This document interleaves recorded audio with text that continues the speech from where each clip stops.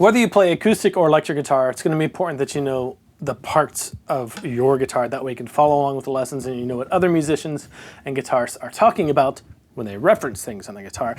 In this video, we're going to be taking a look at the parts of the acoustic and the electric guitar. And if you want to follow along, you can head over to natesavage.com and pick up the Guitar Foundations book. You can also schedule a private lesson with me there if that is something that you need. Let's go ahead and jump into the acoustic guitar.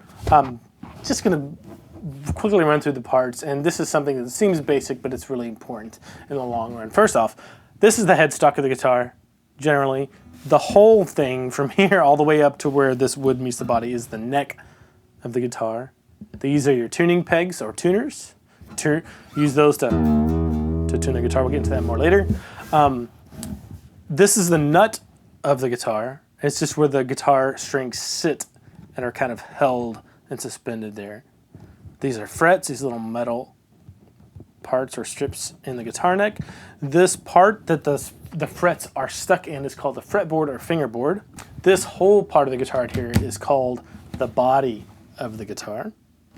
The top, this whole part, this is the bridge, not this white part. A lot of people call this the bridge on an acoustic guitar, but this whole piece that's stuck on top of the guitar is the bridge. That white part is the saddle, and that's where the strings kind of rest and are suspended on the other end. So the nut and the saddle are what keep the strings kind of held up above the fretboard and the body of the guitar. This is the sound hole. This is the rosette. Not all guitars have that, but most acoustic guitars do. And the pick guard. Now your guitar may be a little bit different. That's okay. The fundamental thing that's important here is that you're generally familiar with just the basic parts of the guitar, so you know what people are talking about when they rattle them off. Let's go to the electric guitar. I have a few different electric guitars here. Your guitar may look different than these, but the basic idea will be the same. So this is a semi-hollow PRS guitar, Paul Reed Smith, and the reason it's semi-hollow is because part of the body is hollowed out to give it a little bit different tone.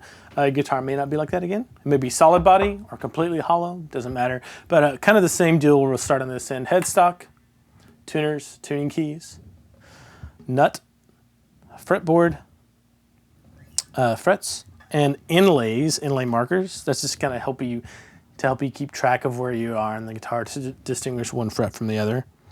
The full neck, and one thing I should mention is that most guitars have electric guitars have one of three different types of necks or ways to attach the neck to the body of the guitar. This one is a set neck. It means it's just glued into a socket or a pocket here on the back of the body. As you'll see on other guitars when I pull them up, you can have a bolt-on neck, or you can have a neck through where the neck is one long piece of wood all the way through the guitar, and then the rest of the body is just glued on like wings of the guitar. Anyway, back to the front of the guitar. That's pretty much where the similarities leave as far as acoustic to electric. You still have a bridge, but there are a lot of different variations on bridges on different types of electric guitars. This is a stop tail kind of wraparound guitar piece, the bridge, and then this one has individual saddles too. These are the pickups. They're kind of like the microphones that pick up the sound of the strings and send them to your amplifier. This is the output jack. Not input jack. I've never made that mistake before. It's the output jack because the signal goes out of your guitar to the amp. And if you hear crackling noise from your guitar, that probably, and when you mess with your cable down here, that probably just means that you need to resolder or just check the connection or the tightness of your output jack to see if that fixes it. Anyway, these are the tone and volume controls for this guitar. I have one volume and one tone for the neck pickup and one volume and one tone pot or control for the bridge pickup. And the volume just makes it louder and quieter, and the tone knob just rolls off on the treble. So your guitar may be different. The important thing is that you experiment with it and see what kind of tones you can get out of it. One big way to get a different tone out of your guitar is to mess with the pickup selector.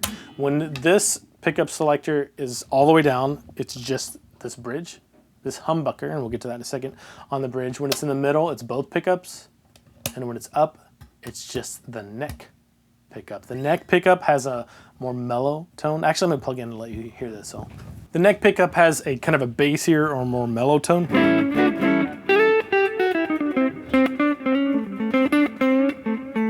And the bridge pickup, since it's closer to where the strings are resting on the bridge, gives you a brighter tone.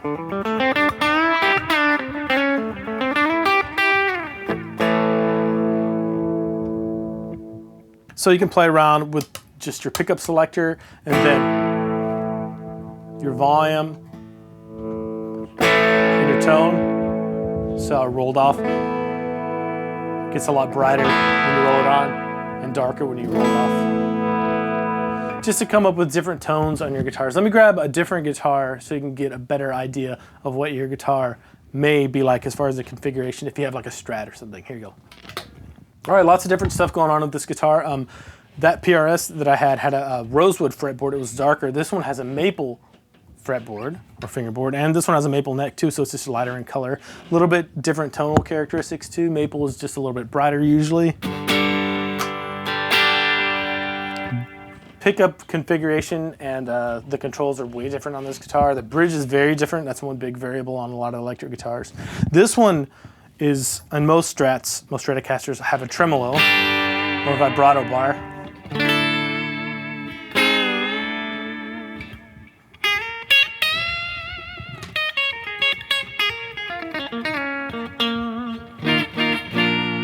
That you can mess with, and that's one big major difference that you might want to consider when actually buying a guitar is if you have a tremolo or like a stop tailpiece that's very stable. Because tuning with a guitar that has a tremolo like this or vibrato is a lot more challenging, or at least it can be. So keep an eye out for that. You still have the bridge, you still have the saddles. They look a little bit different. The configuration on this guitar as far as the controls is very different. You have 2 tone controls and 1 volume control. And then the pickup selector is a 5-way switch to give you more options because you have 3 single coil pickups. Now, single coil pickups are generally a lot brighter, and that's not good or bad. It is just what it is. And this 5-way switch, since we have 3 pickups, lets you switch between and get a lot of different tones. So bridge, these 2 pickups, just the middle pickup, these 2 pickups, and then just the neck.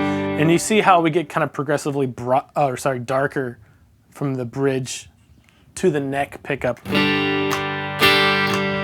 on this particular guitar. So just experimenting with the different pickups on your guitar. And then the volume and the tone too is a big deal as far as getting your particular tone for that you like. I always on the Strat, I always back off the tone a bit on the bridge pickup because it's a little bit pokey and bright for me. So somewhere around there instead of.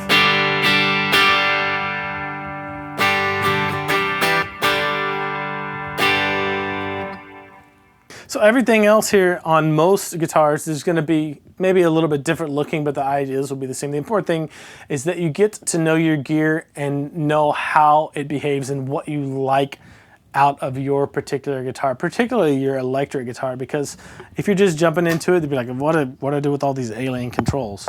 At first, it really doesn't matter. Just start experimenting with it and see what you like. And in general, go from bright, like on your bridge pickup, and experiment with backing off in your tone or even your volume to get a different sound.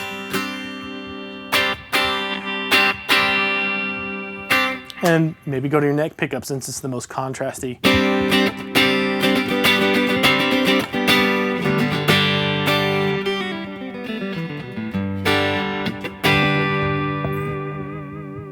Anyway, the important thing for this video is just to experiment with the gear you have, and keep this in mind as you discover new tones or you want to, start to match the tone you're getting out of your guitar to whatever song you're playing or to whatever guitarists you like. If you have any questions, leave them in the comments below or email me, nate@natesavage.com, or you can head over to natesavage.com and check out the Guitar Fundamentals book or book a private lesson with me there. I'll see you in the next video.